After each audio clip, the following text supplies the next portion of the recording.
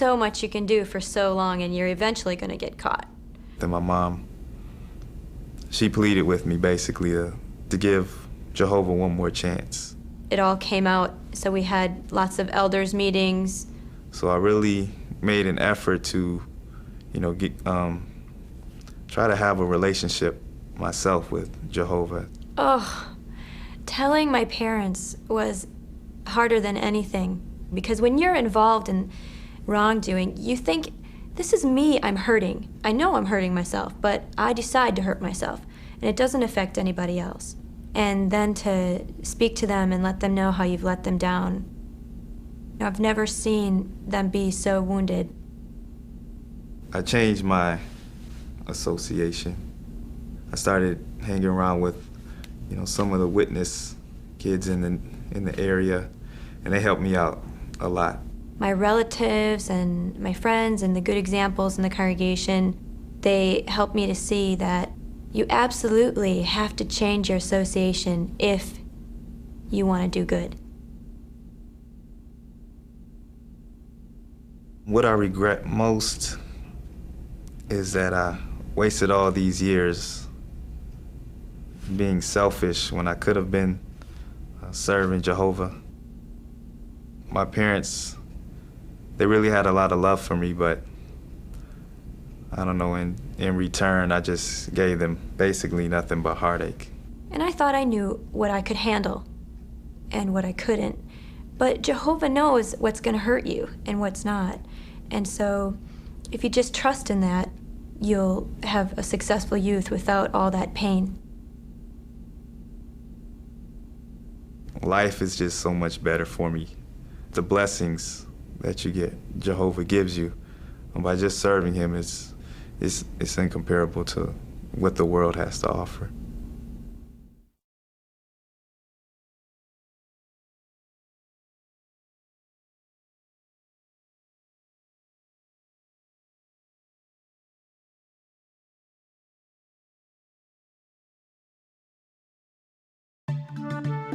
Back in Bible times, a young woman named Dinah got involved with bad associations. What were the consequences? Cast members of a modern-day drama we call the Bible account. Dinah was the daughter of Jacob. She moved along with Jacob's family to a new area. The scriptures say that she used to go out to visit the daughters of the land. It was a custom with her. She was putting herself in a compromising situation. At some point, a Canaanite man named Shechem noticed her. He was the most honorable man in his father's house, but he was still not a worshiper of Jehovah. He was handsome. He had his pick of women. But there was something about Dinah that must have attracted him. It had a lot to do with her innocence and her inexperience. And she was a virgin. She was not like all these other Canaanite girls. She put herself in a compromising situation. She allowed herself to be alone with Shechem, where he took advantage of the situation.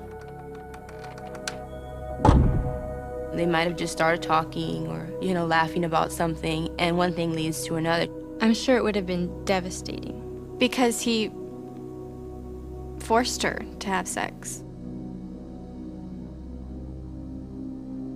She got herself into this situation, and that she'd hurt not only her family, her father, her parents, but Jehovah too.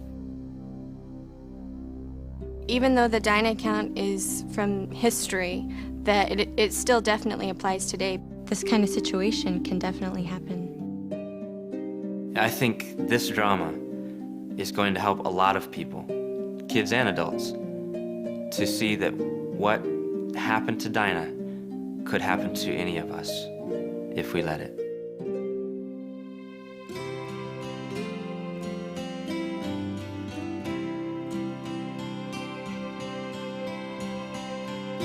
Dear Chrissy, sorry it's taken me so long to answer your letters.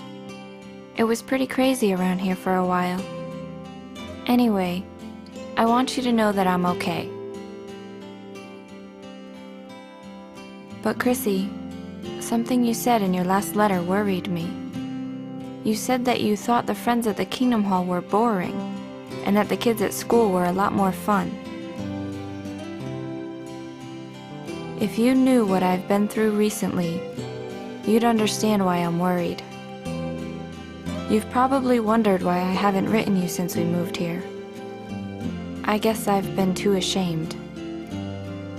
But now I think I need to tell you.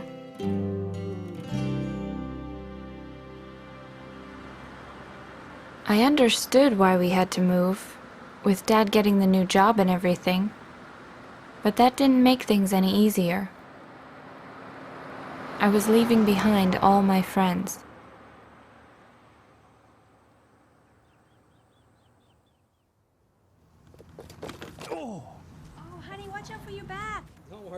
Mom and Dad were so busy with our new home and their new jobs. I didn't want to burden them with how miserable I felt. I started writing poetry again. It seemed to take my mind off my loneliness. At the new congregation, Mom and Dad were eager to make new friends. This is my wife, Julie. Hi, I'm Ken. I had a major attitude problem. Well, it was nice meeting you, Tara. Yeah, same here.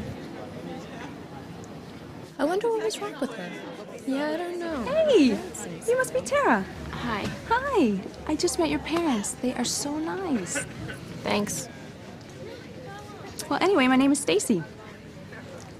Do you mind if I sit down? There was this pioneer sister, Stacy Evans. She tried really hard to be nice. So, I hear you're from Lucinda Falls? Lucinda Falls. Oh, Lucinda Falls, sorry. Pretty small town, huh? It's not that small. Oh, sorry. I That's didn't mean okay. to. Must be pretty hard being away from all your friends, huh? Excuse me, brothers. Could everyone please find their seats? Stacy, it was nice meeting you.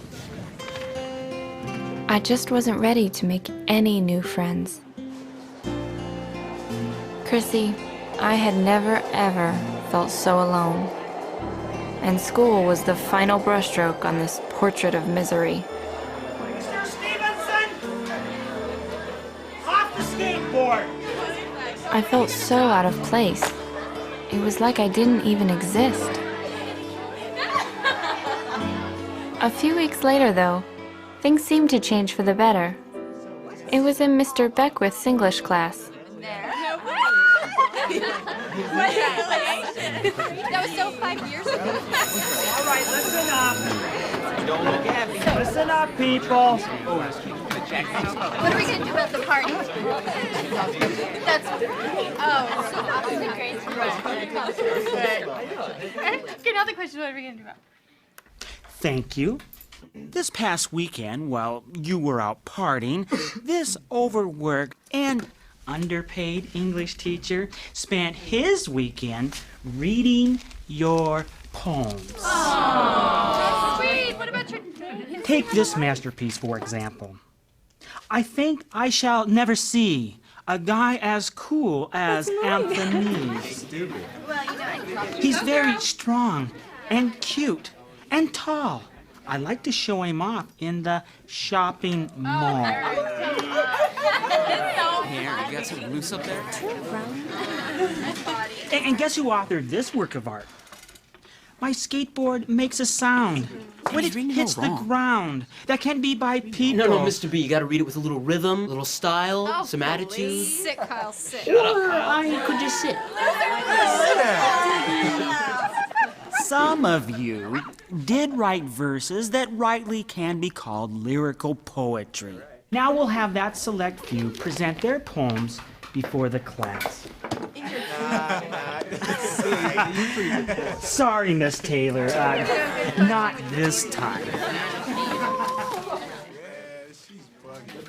First up, Miss Tara Matson. Great.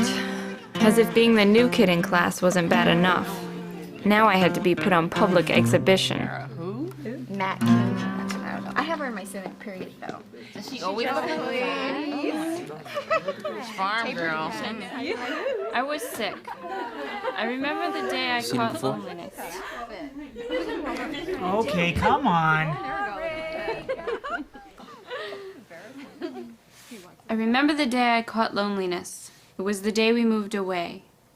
It lay like a stone in my lap, and no matter how I tried, prying, tearing, it simply would not go away. I never knew emptiness until I moved away. I remained a pebble, lost in this world so vast and uncaring. Cast aside, passed by, left astray, I took steps to destroy it before it sapped me, crushed me, left me victim. I pulled harder, ripping that stone right from my heart, and threw it all back into the void from where it came. Yes, I had thrown loneliness away. Thank you, Miss Madsen. Excellent work. Notice her use of simile when she says, it lay like a stone. For weeks I had been invisible to these kids. That contributes